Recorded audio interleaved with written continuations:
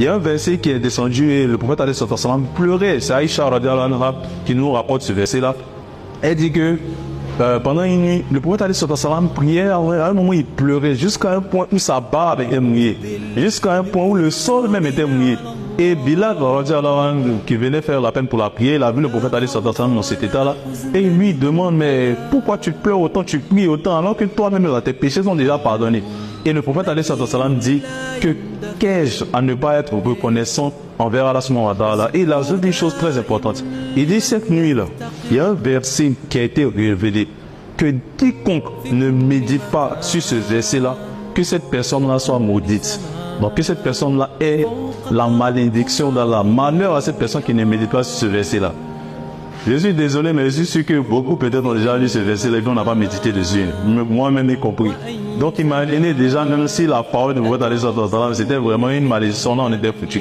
Et ce verset-là dit quoi? C'est un verset très simple. Je suis sûr, presque peut-être la moitié de cette salle-là a déjà passé par ce verset-là.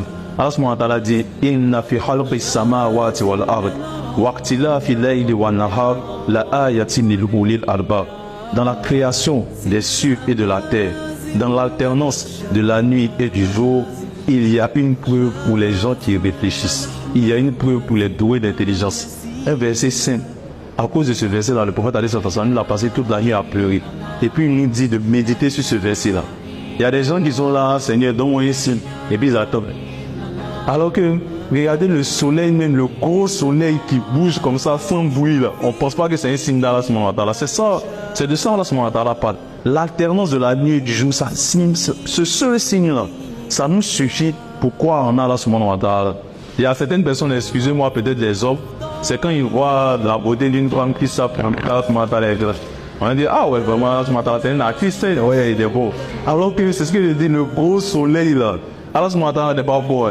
La terre qui tourne sur elle-même, on ne sent même pas là. Allah subhanahu wa ta'ala n'est pas fort. C'est quand vous voyez les formes généreuses d'une femme, c'est là où vous savez qu'Allah subhanahu wa ta'ala est fort.